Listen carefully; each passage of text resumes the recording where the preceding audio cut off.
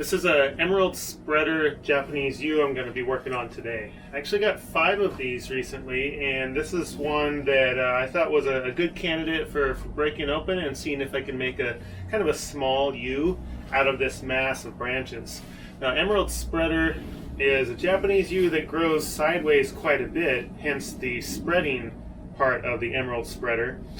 So this long branch here is probably maybe a couple years old, something like that. So they grow some really strong branching out to the side, and this one's thickened up because it's carried a decent amount of foliage from it. All of these ends of the foliage here have a lot of buds on it. There's tons of buds all over this thing. So I know that if I chop this back hard, it's going to have a lot of new growth coming out of it. And this is a good time of year for me to work on this. I'm actually going to take it out of the pot. I'm going to reduce the roots as I reduce the top also. And I'm hoping I can take some of these slightly thinner pieces and work those into a design because they're small and will be more in keeping with hopefully a small trunk out of this. If this one works out, I might have a little surprise on the pot that it could go into. So I'm going to get started on it and see what I come up with. First thing is I'm going to take it out of the pot and see what I got going in here.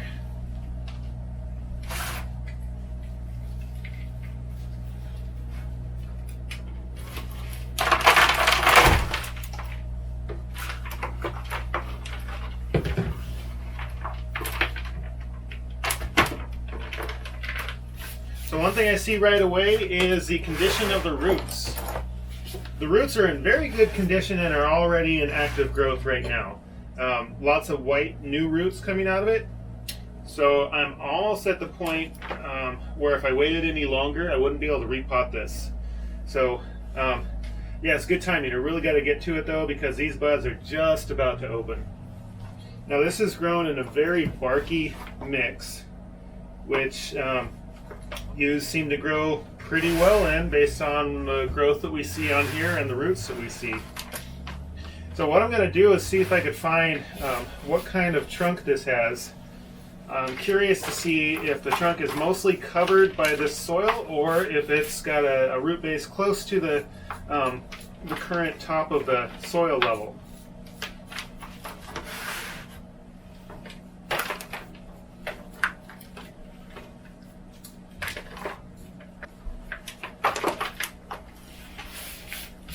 Me being a neat person, this is a little rough for me because I don't like making a big mess.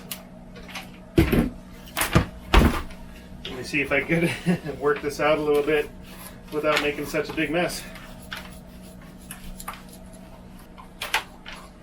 So some of these little branches fall off quite easily just when I'm moving the tree around like this one did.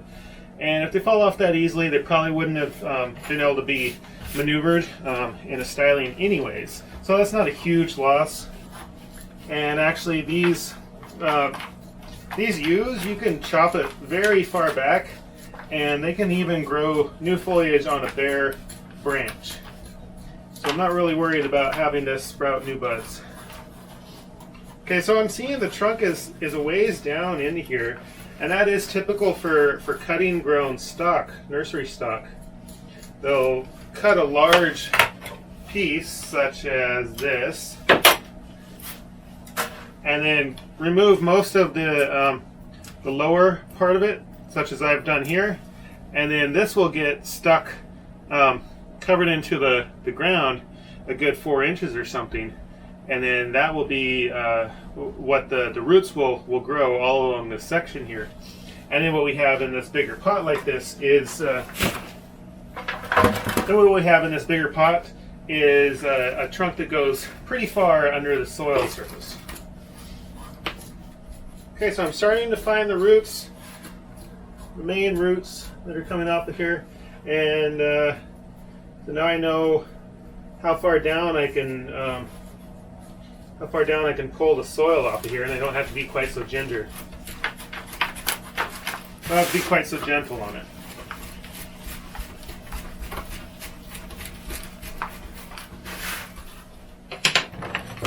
fact, I'm moving to my hook because this is got a lot of roots that I need to go through up here.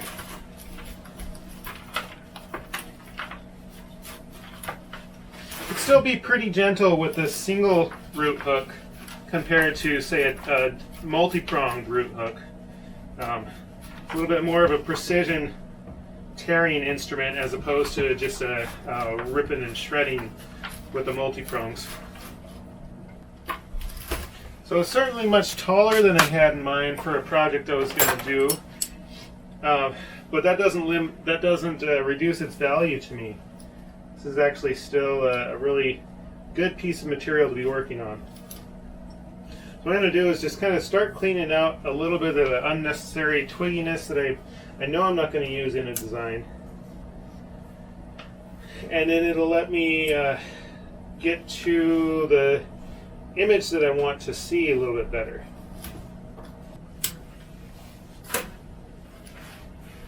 I can cut off a lot of these longer growths that I know I'm not going to need.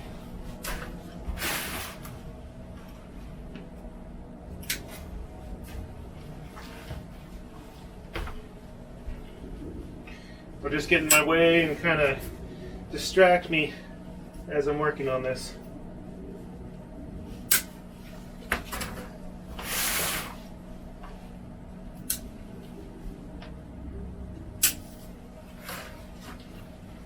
These are far too long and far away from the trunk to really be valuable to me. The trunk so far is still kind of buried, so I'm still kind of working on digging that out and figuring out how I'm going to be able to use the material. Now I can just maneuver it around a little bit, start to get a better idea here. Okay, in here we have the trunk starting to show up here, and you can see that we have on this side a decent amount of roots coming out. And on this other side you can see there's a little bit of a bulge happening here. So this is most likely going to be where the main root base is, because that's where it looks like a large amount of root activity is going on. Down below that I do see some more roots, so I'm not going to be able to cut that off just yet until I determine what kind of a angle I'm going to be using and which roots are going to stay, which are going to go. But for now what I'll do is I'll just kind of finish finding where that root base is going to be. And then I'll see if I want to tilt this very much.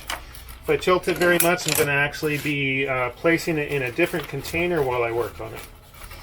If I keep it mainly in the angle that I'm looking at, I'll just cut the roots kind of flat so I can work with it a little better.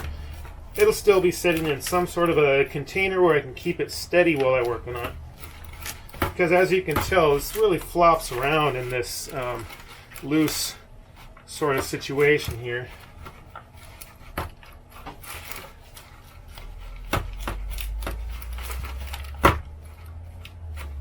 Really good roots. Not surprised at all at the condition of the roots. This is exactly what I would expect from a root ball of a plant that had that much fluffy top growth like that. And when they have a lot of top growth that's branches that are filling out close to the trunk, that is almost always what you'll see in the root ball. You'll have roots that also have a lot of fine roots close to the trunk. And that is an ideal combination for bonsai because you can compact the image really easily with that setup. Now you can go with an elongated image for bonsai also. There are times where that just really seems to fit the plant quite well. Now this being nursery stock, they typically tend to have some long branches inside. If it's, say, a juniper or a pine, they'll oftentimes elongate quite a bit as nursery stock. Now this emerald spreader plant is actually really good at filling out and becoming bushy as opposed to elongating all the time. It's one of the things that draws me to this particular plant. Okay, so what I was hoping to do is to be able to have some really low branching on a plant for a project I was going to do. This is probably not low enough as it is. I would have liked this first branch over here to actually come from about another halfway down the trunk, but it's not, and that's okay. I'll just use this for something else. Now what I could do is actually build almost all of the tree out of this one branch and maybe a couple of more, and that would be a nice compact image as well. So I will keep that option open for right now. As I move up through the trunk, you can see that it remains pretty thick up around the corner here, right in there, and that can be pretty useful if I decide to want to do that. I'm leaning towards right now making this a super compact little yew, and actually doing quite a bit of a reduction in mass here. Yeah, when I'm looking at it, I'm seeing that the trunk thickness at the bottom is very similar to the trunk thickness as it goes up into this upper level beyond the first set of branches. And what I'd like to have is a compact image that starts to taper down pretty quickly. So the highest I'd really like to go is probably up to this branch that comes out here. So I am actually going to remove all the foliage up above there and possibly do a deadwood feature up there. So at this point, all I'm really doing is just taking off the green parts that I know I'm not going to use. Thicker ones I'm leaving just a little bit longer. Thin ones that are brand new foliage, like these little pieces, are coming completely off. The thin ones that have some woodiness I'm cutting somewhat short. And all of that is intended to make it where I can build deadwood features that make sense. So by making sense, I mean that they're going to have longer pieces will have more material on them, shorter pieces will have less material on them. And it's got typical to nursery stock sort of plants. It's got kind of just a burst of foliage here up at the top, and a lot of it is not really going to be that useful. Okay, so I'm getting there. I can see into the plant a little bit more. I can see some areas where I can wire, and I'm almost ready to start that. I do find that pliers are often a really good job, do a really good job of taking out a lot of this small growth like this. You can cut them real nice and neat. Also, if I'm just removing it, ripping them out is actually really a good way to do it. At least that's what I've found. Sun's coming out, that's nice. Makes it real nice and bright in here. It is technically winter still here, last couple of days, or last day of February. I think this is actually, is this the leap day, I think? So I don't get to do this sort of work on leap day very often.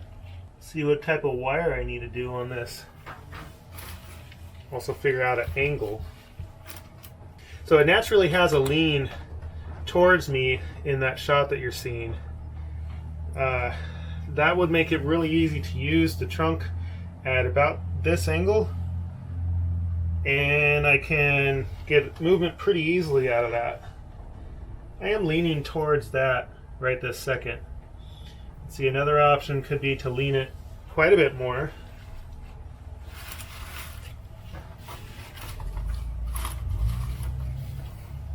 And looking into the trunk right now, leaning it more does look pretty good, but I like the way the base has a nice, strong, stable section of roots here.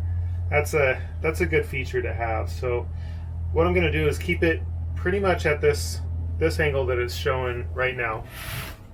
I'm just going to start adding a little bit of thick wire to some of these thickest branches. In fact, one of these will probably be pulled down pretty significantly, and I think it's going to be this one right here. So while I'm looking at that, I'm going to see if I have a good attachment point for it. don't have a great attachment point for that right now. I think what I'm going to do is I'm just going to take that branch and cut it where the foliage comes out at about the right angle, because this is thicker than I want to pull down right now. And in fact, in order to not have to do that, I think I might have to go for another angle even. No, I'm just going to have to figure out how to pull that. I'm going to have to attach a guy wire to it. So it's a dark trunk, this yew is. And I don't really have a super dark screw that I like to use for it. So I'm just taking this screw and putting a little bit of permanent marker on it, which will darken it up enough for my purposes. This is a decking screw, and it's actually coated with some sort of paint, which allows it to be a little bit more corrosion resistant. So let's see, I'm going to be pulling that down. I need an attachment point, which is going to go right here. Trying to go in a thick part. So that works for me. Okay, so first a thick wire or two for a couple of these branches. I like to actually do my wiring before my guy wires if at all possible. That way I won't have to work around the guy wires. So let's see, I said I need thick wire. I'm going to be able to do that with a 3, I think. Okay, so I'm going to go from this lowest branch here. And I'd like to hide as much of my wiring as I possibly can. And this low one, I'm planning on using quite a bit of that and making that appear as a low branch feature. It is really hard to see inside of this right now because even though I've cleaned it out quite a bit, it is very dense, this plant. I'm attempting to be careful to not break off too much of this foliage, but I know it's just inevitable with the amount that's in here. Some is just going to break off, and a lot of that won't be the strong stuff anyways. And I actually do want it really dense in here. If I wanted it to be a much lighter feel, I would be taking off a lot of this foliage. But I want to have a very full image pretty quickly from this, so I'm not just not really taking off that much yet. Now you may have heard the notifications while I was doing this. I get quite a bit of activity during the day, and I usually respond pretty quickly to people. So if you have any questions that you'd like to ask about the heck am I doing, why did I do that, or any advice you'd like to hear on any of your plants, my thoughts on any of your images that you'd like to send, one of the best ways is to find my Instagram or Facebook accounts, which you could find in my website, and then you can message me directly, and I'll take a look at what you have to send and give you at least my thoughts if that's what you're looking for. I enjoy helping people just kind of figure some things out and decide if they want to make a certain decision on plants. Now ultimately, it is up to you what you like. And if you like a little bit different looking plants, I do often tend to make mine a little bit different than the typical bonsai, in that I don't style with a front in mind is one of my big things. So I won't be talking about back branch, left branch, right branch. I'll talk more about creating experiences from different angles on the tree. So sometimes it'll be pretty harmonious as you turn the tree around, and sometimes it'll be a very different look from each side. But the intention is to have it be interesting from as many sides as possible. Because of that, I don't use oval, rectangular, or any really directional pots in any of my newer stuff. Some of my older stuff that I still have does have that style of pots, and those are for intended to be sold to other people. The ones that are staying in my collection, or the ones that I want to represent what I do, will have non-directional pots, and that usually means rounds. So you see a lot of round pots that I work with. It's been a while since I've had new stock of this particular type of plant. And two of them really that I started working on while I was quite newer at bonsai, I still have. I actually had, I think, 3 at one point of this emerald spreader yew that I had gotten. And I got them locally at a nursery that is actually no longer in business.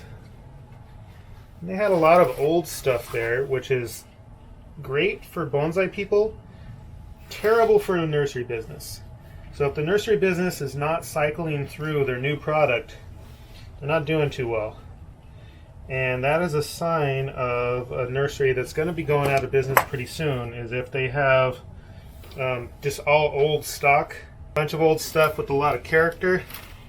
You see that at a nursery, you better jump on it, because that one will probably not be able to compete with the other nurseries out there. And also you'll find in that type of nursery, when they have that sort of stock, they're trying to make some money off of it still. So the prices may not be that cheap, or they may be very cheap. They may be super great prices. I've gotten some really good stuff from the bargain bins in the past. So in any case, if you're out nursery shopping, which is one of the most fun things that I know of to do, and you see a new nursery to you that looks like it's been there forever and their stock is super old, get that stuff. Because that's going to be really unique material that you're not going to be able to create yourself for a while. That'll be something that has been neglected for a long time in a nursery and has developed character that only happens through that sort of neglect. You'll find that when nursery material is sold through quickly or taken really good care of, it just doesn't develop the same type of character that, say, a wild tree will have. Wild trees are left to their own devices, and they have to survive. And the best ones will survive usually. Strongest ones will, at least. Same thing in the nursery. Quite neglected stock. You know, if it's lived that long, it's probably going to be able to survive a little bit longer with better care. And with great care, it'll survive a long time and have a really good recovery, show a really interesting story about its life. So yeah, you could go out to the wild and collect yourself some Yamadori, or whatever kind of dory you want to call it. Urban dory, for example. And that stuff is also quite good, quite full of character. But comparing nursery stock that sells through really fast to nursery stock that never really sells, that's the hard balance to do, is to find a healthy plant with character in a nursery, because they're not in the business of holding on to plants for a long time. They're in the business of selling plants as quick as they can, because if they don't sell, they don't make money, can't pay their bills, and won't be around long. So I decided to take a break here and make a couple little gins here at the top. And I did that because as I was wiring in here, I was noticing that I was starting to cross over where I was going to be placing deadwood features. And if I can't get to them right now, before I wire, then I'm going to be covering up what I also need to carve or strip the bark off of. And sometimes I do this in a certain order where I know where I'm going to have deadwood. Sometimes I just can't. There are times where I just have to wait a little bit longer to do the deadwood features. I wanted to get in here right now though, because this bark is really easy to pull right now with the sap activity starting to happen. So nice and soft.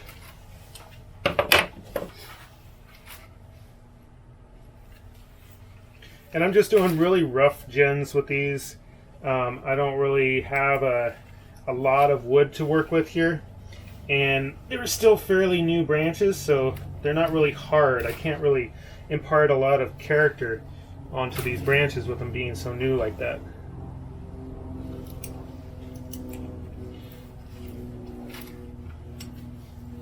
But I can rip them up a little bit and make it look like they're a little bit older.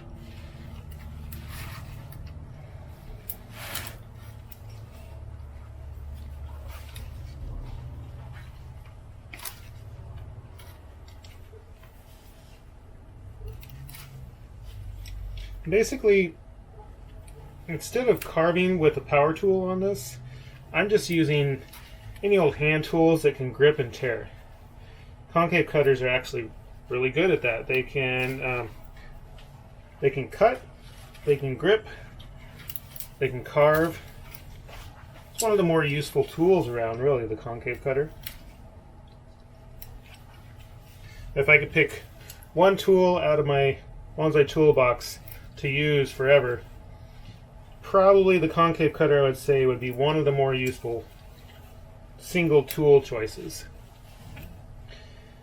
One issue with concave cutters is their design makes them not really last all that long without a little attention. So they're a pinching tool, and the blades have to fit just right to be able to cut at the end of that pinch. If they get a little bit out of alignment, they stop cutting so smoothly, and they also start to wear a little bit unevenly. And with its whole purpose being a cutter, it's its intended purpose, it's hard to make that tool work if it's not aligned correctly.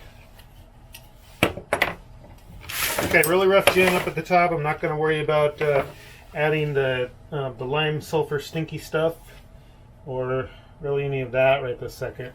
But I got that kind of cleared out of the way at least. I'm going to continue on with a little bit more wiring. Yeah, I'm just going to pull most of these branches down quite a bit. Have a little bit of deadwood sticking out the top, and I think I'll be in good shape.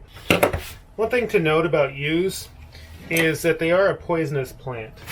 They actually have attractive berries that you really shouldn't be eating. Red berries they usually get in the fall. I usually don't let mine go to make berries, but I have had them where they make a lot of pollen. So that's something to deal with. If you're like me and you have allergies, pollen is not one of my favorite sights. And I have a bunch of different trees, evergreen trees, that make that dusty pollen, like pines and junipers, larch. They make some really scary yellow clouds of pollen. Alright, so I could bend this one. This one's got a guy wire, this one's got a thick wire.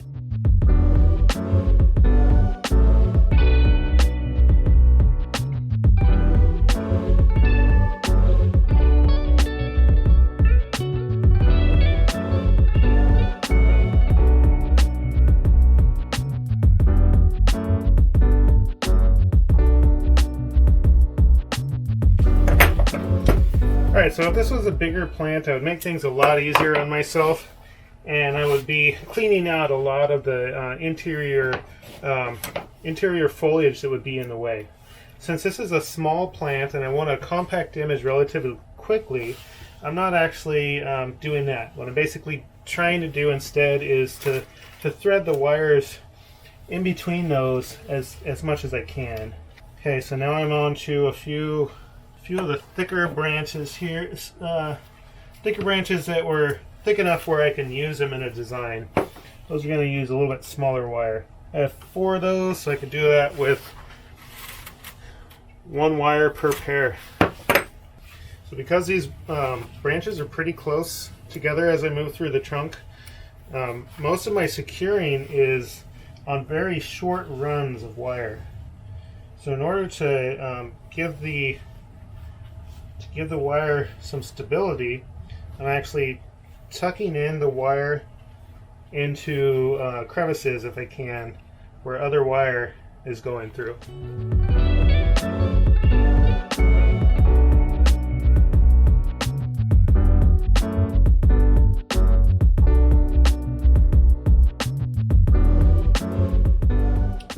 Okay, so I got all my wires in place that I wanted, and it's not that pretty, but it's going to do a job.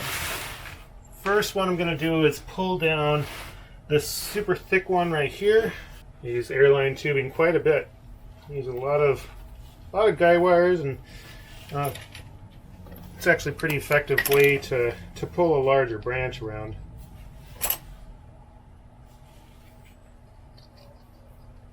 And I also have usually gotten the cheap stuff, which is this clear aquarium tubing.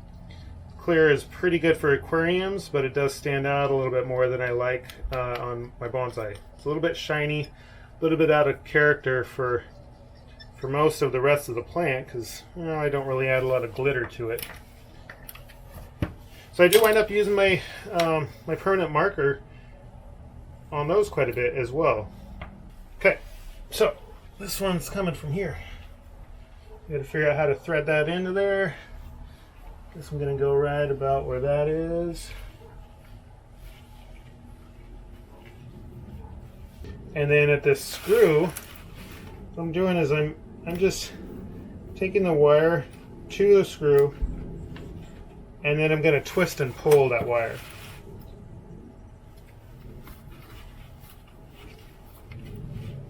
This gets a little tricky, so trying to find the right angle for it is what I need to do here. Just got to get a little messy, I guess.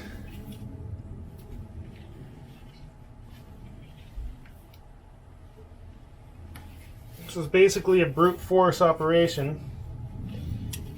Now you can, if you expect to have some tearing of the branch,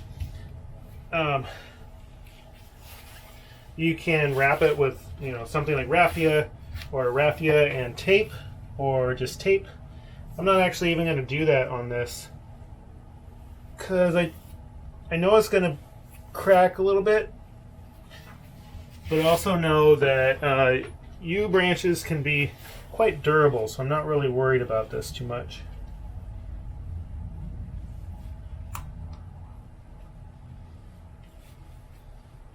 So what I like to do is I just pull and twist the wire until the branch is roughly in the position that I want it. And then I take the two wires and twist them together. I know it's hard to see in the shot there, but basically I take a little piece of wire like this between the two wires and spin it around. Alright, now start to style the branches the way I like. And the first thing you gotta do is figure out how to keep this steady. I have this pot that I'm gonna put under it, put it roughly at the angle that I want. I was remembering I was saying that I want this root base to be fairly flat as it already sits. So that's sturdy enough in there that I can work on it. Now I'm doing this at a time of the year where it's pretty cool outside still. So I'm not really worried about the roots drying out too fast. Now if it was, say, a heated area in here, I would have to be wrapping the roots or go ahead and doing the potting before I do this. But I mean, they've been out for a while and I'm not really worried about it because I'm going to reduce this root mass even further a little bit later. So the stuff inside is protected. Alright, so I got that low branch pulled down most of the way. I'm going to position a couple of these other ones. Okay, let's start with this thick one right here.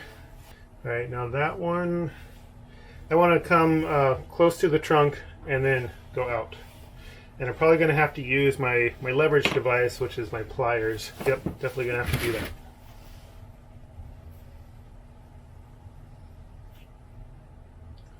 So I bend and twist as I'm doing this. That gets it close to the trunk, and now again I said it was going to go out away from the trunk. Pliers give you a lot of control when you're doing this because you can grab the wire pretty accurately and then do a twist as you maneuver it. So that one has just a little bit of angles put in it, and I know when I come back I can trim that pretty nicely.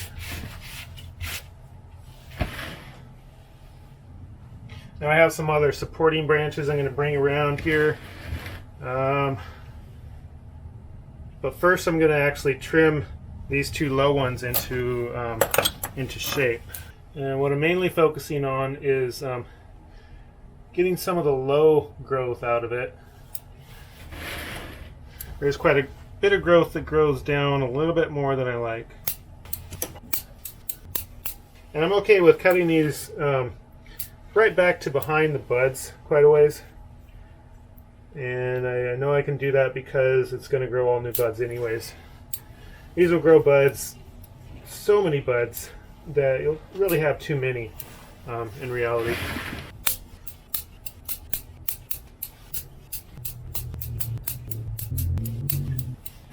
There's a lot of undergrowth here on this.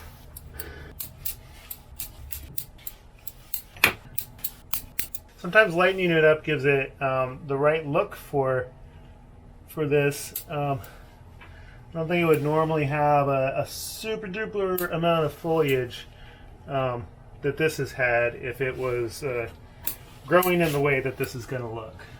This one's really thick, this top branch right here. So I'm going to see if I can thin that out a little bit.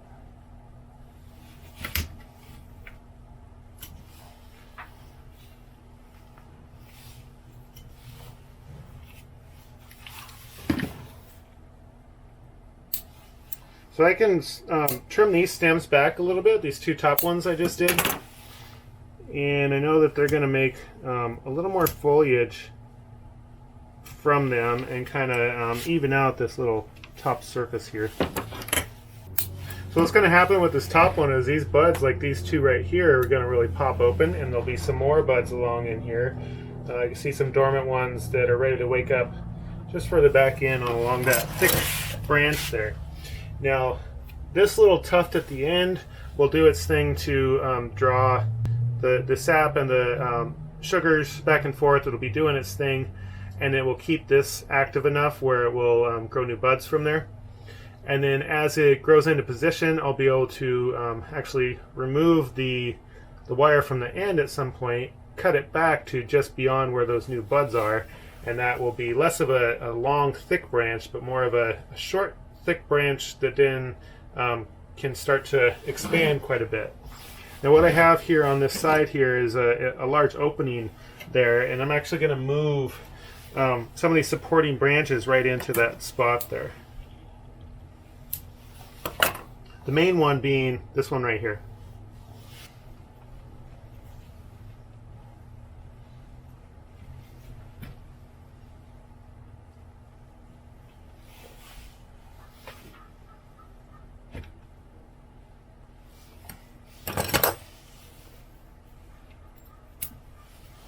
So that kind of doubles over right onto the trunk. You can see already that's kind of filled in that space quite a bit. And as I'm doing this, I'm starting to develop a rounded top that I'm going after here.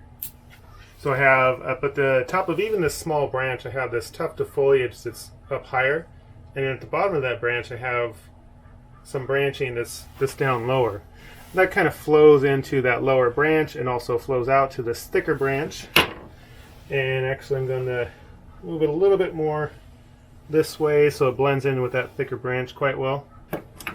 And then I'm going to figure out what to do with the rest of these branches. Alright, so I got a thinner supporting branch here that I think I want to come out on this side and create a decent canopy layer here. Canopy is going to be pretty low on this. Now this branch right here is actually completely upside down, and the cool thing about yews is that you can twist this thing all the way around. These smaller branches are actually able to handle that pretty well. Also, it stretches and stresses the fibers so that they'll actually set into place pretty well. If you were to just bend it straight, there's not a whole lot of injury response basically to create new tissues and then set that branch in place. This thinner branch is actually going to be a little bit higher of an apex right now, and the thicker branch right here is going to be bent down just a little bit to fill in a little space over here. And what I'm going to do is I'm going to be pulling this thick branch down and forward just slightly. So I actually have the twist angled so that I can do that.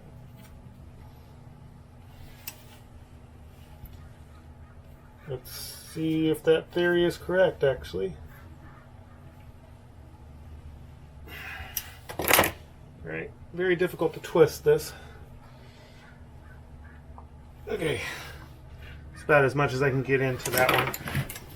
These are definitely just little tufts of branches, fine branches at the ends of these thick ones. And basically all I'm doing is I'm creating an image that's pretty squat and compact here. I have some branches here on this far end that come out quite a ways. I may still use them out quite a ways, but I'm actually pulling in some of this growth back closer into there, such as this one. This is a really good position for this little supporting branch. I'm going to see if I could get it out into this opening of this thick branch right here. So not every branch has to be brought down. This branch I'm actually going up just slightly and then kind of down. So I'm leaving room for layers, and I'm also two things. I'm pushing everything kind of further in towards the trunk. You can see that I already have a nice slope on that side. And also, as I'm going, I'm creating little spaces in between the layers so that I can have an open space above this, and then this will fill out. So all of these spots will just kind of fill out and allow this yew to be utilized. The foliage type that it has gets really dense. So I'm allowing myself the ability to trim pads basically with space in between the pads. That's what I'm trying to get at here.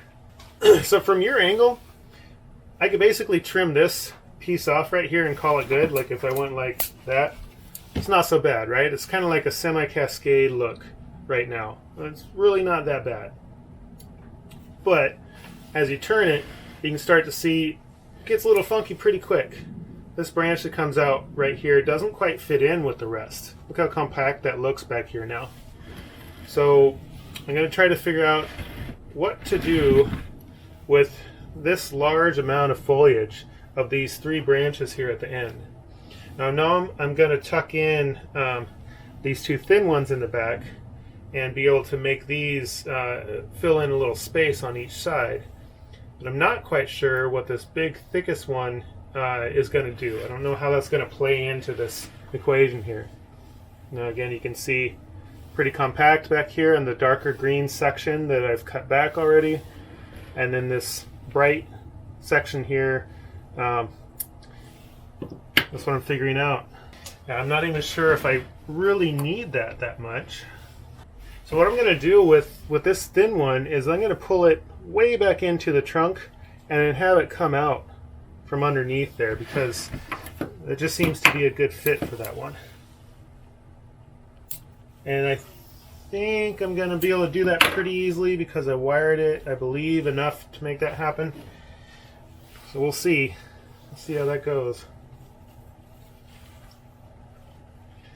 Pulled it way in and out.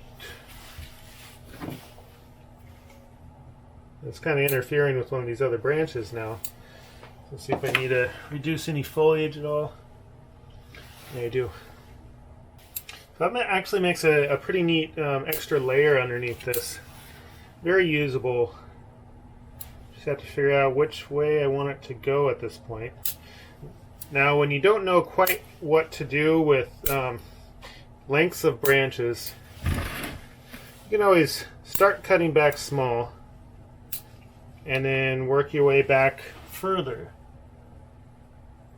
So that's what I'm doing in this case. I'm kind of cutting back kind of conservatively to start with, and then I'm going to see how that looks.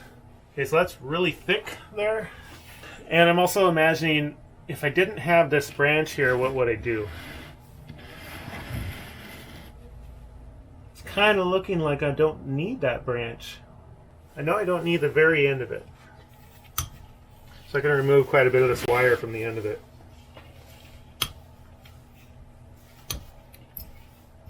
I don't bother trying to unwrap wire usually. The thicker wire tends to be difficult to unwrap, and it makes it where you have a potential of breaking the branch rather easily. So instead of doing that, especially on this new styling, I'm trying to make it where the branch is in good position and I can use as much of it as I can. Okay, I do need to cut off quite a bit to make this usable. That still sticks out quite a bit more than I really need in this image. And also this low branch does as well for right now. But what I'm going to do is I'm going to pull this long branch that right now shows a semi-cascade away from everything. I'm going to pull that back towards the, this other branch side here, and then have it come in and then back out. And then I'll be able to determine the final placement of these. And yeah, I can tell this is going to need to be shortened considerably. So the good thing about pulling this branch back towards the other one is now I have a low pad that I can arrange to wrap a lot around this side here. Okay, let's see if I've succeeded there. Kind of.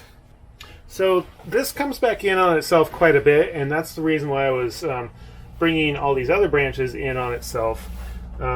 They're all kind of going back in that direction. And I definitely have this movement out here. I just don't think I really need this branch to be right where it is. What I can do is see if I could bend it over this way. That'll connect it with this other branch that's nearby and potentially make it more usable. Yeah, that did help some. Now looking at this branch, I'm not liking it where it is. I got to figure out how to get it up and fill into some of this area.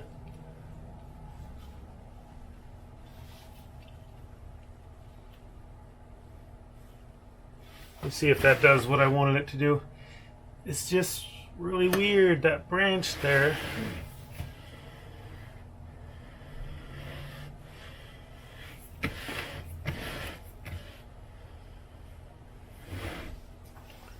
Okay, let's try something a little different, and then this one may be cut off if I can't figure it out.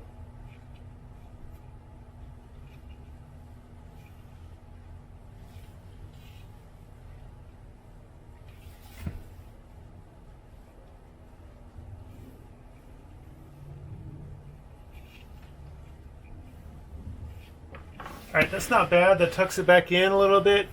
It's just kind of a mound of foliage right now, so I'm going to do a little tweaking and see if I can bring out some more character on each side. Some of them I can't do much with, like this thickest one here. Now if that one was pulled down a little bit further, that could give me some options of compacting the top a little bit more. But also that does show this nice little opening as you turn it to this side, and I like that look.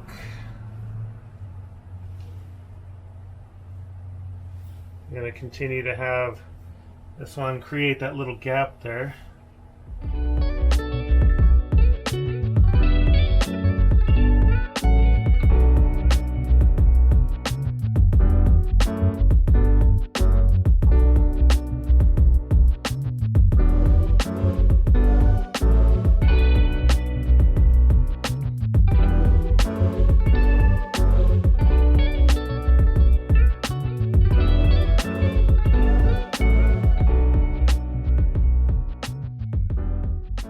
this is how it's going to be for right now. Now I say right now because as this bushes out, it'll get some growth going in different areas. It'll be able to be rewired, and it'll also start to look a little different as it goes. Okay, this one's just going to get crammed in a temporary container for now. Alright, so I just kind of plopped this in a little plastic pot that I've cut down and put a whole bunch of holes in, so it works a lot like a pond basket. So that'll basically air prune all of the roots as they try to grow out through those little openings there. Not quite as effective as a pond basket, but allows a lot more aeration as this is growing. That'll help to push out a lot of the new growth that'll come out of this yew from all these buds that I'm seeing from it. I didn't treat the deadwood with any sort of lime sulfur or anything. Just going to let that dry up and then maybe work it a little bit more because it's pretty ragged right now. So right now, the root mass is pretty compact, and I'll be able to basically just let this grow for a little bit and then chuck it into a small pot pretty easily. Probably next spring would be a good time to do that. But because it's such a compact area here, I could probably in fall just slip pot this directly into a decent bonsai pot. So that's a quick work on this little yew here. Japanese yew emerald spreader is what this variety is. Pretty easy to work with. We'll probably try to do some updates on how this thing has progressed throughout the year as the spring and summer growth start to take over, and it gets really these beautiful bright green, like a lime green sort of new foliage that comes out of it. And that'll be against this dark green older foliage, and it's just a really striking feature, along with the reddish trunk sort of color, which can turn a little bit more dark. But in any case, it's a striking color combination that also goes with good with deadwood. So this may be a good candidate for having a deadwood feature that goes up the trunk down the road. Might even take one of the upper branches and make that a gin with a deadwood feature down the trunk. But for now, that's all I need to do to it, and it's okay for now. For a small nursery plant that's gotten to this stage in just an hour's worth of work, it's not quite so bad. There you go, yew bonsai from nursery stock. It's part of a series that I'll be doing from nursery stock. In fact, I may be showing some more of this collection of yews that I got, since I have about 5 of them. Thank you very much for watching, and see you next time.